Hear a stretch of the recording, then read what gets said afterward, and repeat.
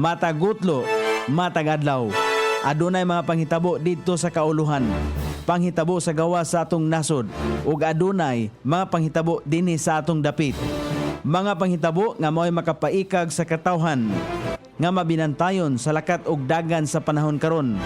Itanyag ning istasyon DXSR ang 7 o'clock Breakfast News.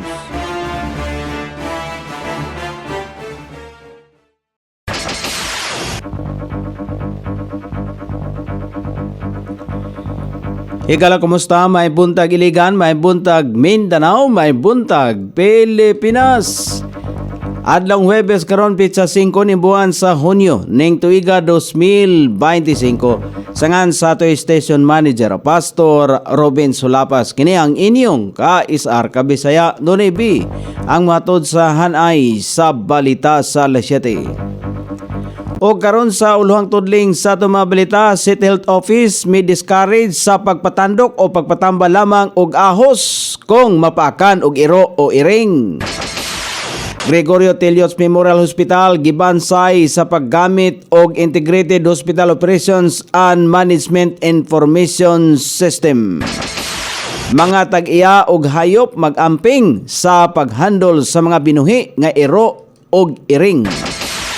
Coast Guard sa Pilipinas, US ug Japan managhiusa sa puwersa sa Trilateral Maritime Exercise sugod Hunyo 16. Vice President Sara angay nang taralon sa iyang impeachment case. Comelec gikonsiderar nga ipahigayon usab sa gabi ang voters registration. Balita sa gawa sa nasod, Nvidia Chief Executive Officer nangusog sa paggamit sa AI isip makatabang sa human decision. Balita sa kinabuhing Kristohanon, Kristyanismo padayon gihapong nitaas sa Asya bisan pa sa pagpanglutos. Kini ang uluhang tudling sa atong mga balita nga dalit kanato ning istasyon DXSR 106.7 sa inyong FM dial. Ang bugtong radyo sa dakbayan siligan nga nagsibya sa balang kasulatan, pinasubay sa inspired and preserved, not simply dictated King James Version sa Angkor Broadcasting Corporation. O karon sa kompleto nga detalye, kinahanglan obserbahan ang iro o iring nga makapaak og tawo sulod sa 14 kadlaw. Sumala pa ni Dr. Glenn Manarpaak, ang head sa City Health Office, kini tungod kay dili mabuhi ang hayop nga adunay rabies og mas dugay sa 14 ka mga adlaw. Apan kung pananglit nga dili makita ang hayop o maobserbahan ini nga mga adlaw, abiso ni Manarpaak nga magpa-injeksyon og rabies vaccine ang tawo nga napaakan bisan unsa pa kagamay o kadako o pinakan o kinawrasan sa hayop. Gi-discourage usab ni Manarpaak ang pagpatandok o pagpatamba lamang og ahos o mga tawal-tawal. Gibansay ang mga IT personnel sa Don Gregorio Tellios Memorial Hospital sa paggamit sa IHOMIS o Integrated Hospital Operations and Management Information System nga usa ka computer-based information system nga gidevelop sa Department of Health. Suporta kini sa mga ospital aron mo record, mo kolekta, mo proseso, mo presentar og mohatag og mga impormasyon aron mapasayon ang pagdumala sa ospital og paghatod og serbisyo.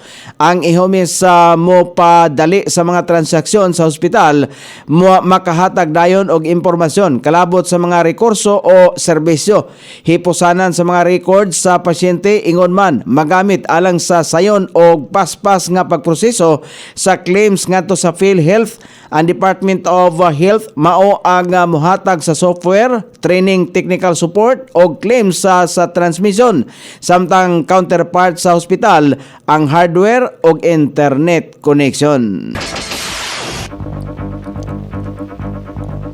Adunay supply sa rabies vaccine ang City Health Office. Sumala pa ni Dr. Glenn Manarpaak, ang head sa City Health Office, nga adunay higayon nga mahutdan gayud tungod sa kadaghan sa animal bite cases matag adlaw og limitado lamang ang stock sa vaccine nga mapalit nini. dili moubos sa usa ka katos ka individual ang magpagapa injeksyon sa matag adlaw. Sumala pa niya, abiso usab sa doktor nga mag-amping ang mga pet owners sa paghandle sa ilang mga binuhi nga iro o iring.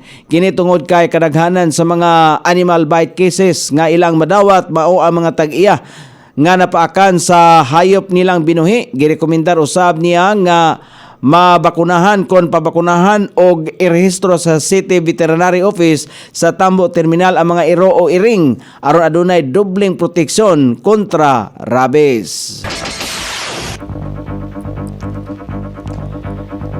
Magkahiusa ang puwersa sa Philippine Coast Guard, Amerika o Japan alang sa ipahigayong 5 ka adlaw nga trilateral maritime exercise sa Kagoshima, Japan na sugod sa Hunyo 16 hangtod sa Hunyo 20. Sumala pa sa Philippine Coast Guard i-deploy sa pagbansay-bansay ang 97-meter multi-role response vessel nga BRP Teresa Magbanwa sa dili pa nakatakdang ipahigayon ang send-off ceremony alang sa BRP Teresa Magbanwa ug ang mga crew niini sa adlaw Biyernes, Hunyo 6, gilauman nga makaabot ang barko sa Pilipinas ngadto sa Japan sa Hunyo 12 dungan sa pagselebrar sa Independence Day sa nasod. Kini usab ang ikaduhang higayon nga magpahigayon ang tulo ka nasod sa naasoing capacity building activity sunod sa unang trilateral exercise nga nahitabo sa May Maribeles, Bataan niadtong Hunyo 2023. Sa kinatibuk-ang pagbansay-bansay mulibot ang mga Coast Guard personnel sa mga pasilidad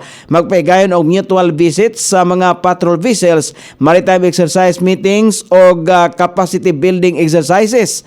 Sumala pa sa Philippine Coast Guard nakaangkla ang naasong pagbansay-bansay sa direktiba ni Presidente Ferdinand Marcos Jr. alang sa Philippine Coast Guard aron na makiglambigit sa mga inisyatibo alang sa pagkahanas sa kapasidad sa armadong kusog nga nagdala og kooperasyon, pagkasinabtanay o mutual trust sa ilang mga counterparts tumong sa ikaduhang trilateral maritime exercise nga mas mapakusgan pa ang kolaborasyon o mas mapalaluman pa ang diplomatikong relasyon sa Coast Guard counterparts ingon man aron ma-explore pa ang mas daghan pang avenues alang sa maritime cooperation paingon sa pagbaton og rules-based order.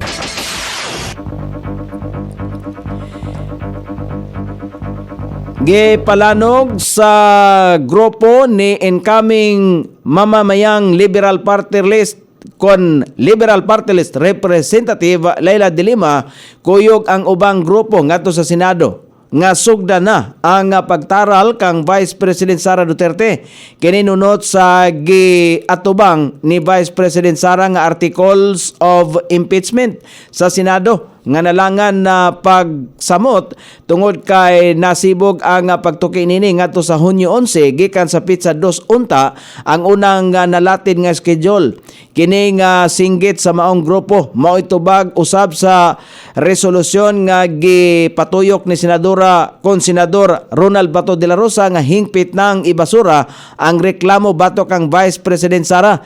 Si De Lima ang kabahin sa naglangkob sa House Prosecution Panel nga maoy mutaral kang Vice President Sara kung mahatagan kini og higayon kung madayon ang impeachment proceedings. Hisayran nga si De Lima ang gikaintapan nga kritiko sab ni kanhi Presidente Rodrigo Duterte diin siya halos unong katuig nga gibilanggo gumikan sa akusasyon may kalamigitan sa illegal nga droga. Gitun-an karon sa Commission on Elections, kumilik ang posibilidad sa pagpahigayon og voter registration sa gabii aron makadapit og mas daghang Pilipino nga magparehistro alang sa barangay ug sangguniang kabataan eleksyon nga pagkahimuon sa Disyembre 1. Sumala pa kang kumilik Chairman George Erwin Garcia kining maong lakang ang kabahin sa pagpalapad sa Register Anywhere program kon RAP. nga nakatakdang ipaygayon sugod Hulyo 1 hangtod sa Hulyo 11. Target sa full body nga himuon ang Enhanced Register Anywhere program sa mga lugar nga adunay operasyon sa gabi sama sa mga airport, pantalan o pipila ka mga lugar sa trabaho.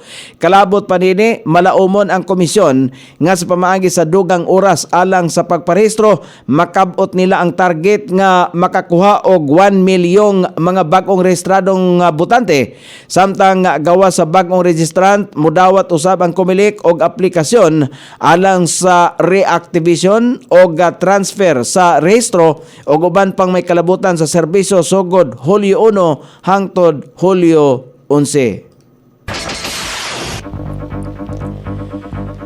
O karon sa balita sa gawa sa nasod, nangusog ang Chief Executive Officer sa Nvidia nga si Jensen Huang may tungod sa papel sa artificial intelligence ngadto sa desisyon sa mga katawhan. Sumala pa ni Huang nga ang AI makatabang lamang sa paggiya sa himuong desisyon sa mga katawhan og dili kini dapat mopuli sa paghimo og desisyon. Dugang pa niya nga dili angay nga kahadlukan ang paggamit sa AI apan kinahanglan nga sakto ang paggamit ini. Gipamahayag ni Wang nga walay natangtang nga trabahador tungod sa AI apan ginungagan lamang nini ang moserbisyo alang sa mga katawhan.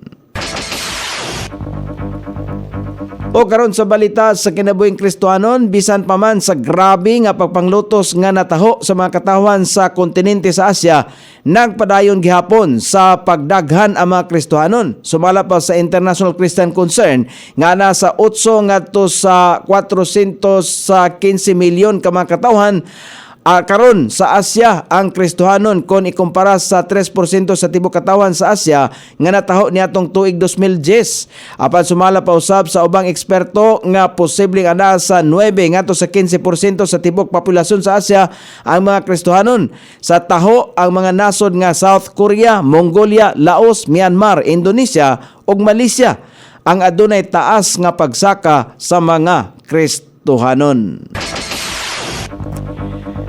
O karon sa kahimtang sa pagbanabana sa dagan sa panahon, ang southwest monsoon makaapektar sa Luzon. Ang Ilocos Region, Cordillera Administrative Region, Batanes, Babuyan Island, Zambales, Bataan, Palawan, Basilan, Sulu, Tawi-Tawi, Eastern Samar, Leyte, Southern Leyte, Dinagat Island, Surigao del Norte, Metro Manila ug ang ubang bahin sa nasod nga Pilipinon. Makasinati gihapon sa madag-umon nga kalangitan karong adlaw, inubanan sa patak-patak nga mga pag-ulan. Kini epekto sa southwest monsoon, extension sa low pressure area ug localized thunderstorm.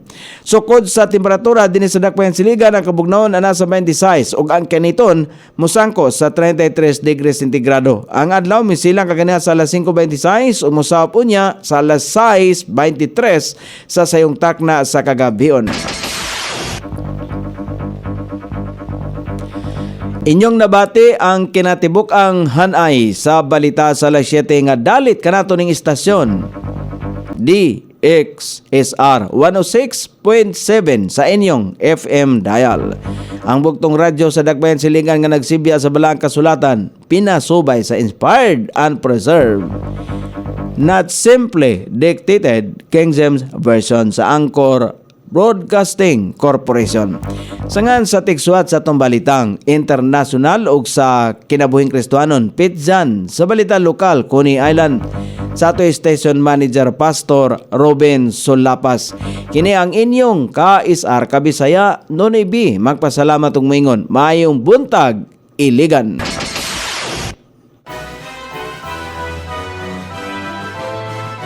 Inyong nabati ang 7 o'clock breakfast news hangtod na usab og mga adlaw sa samang takna o sa samang istasyon. Daghang salamat sa iyong pagpaminaw ug maayong buntag.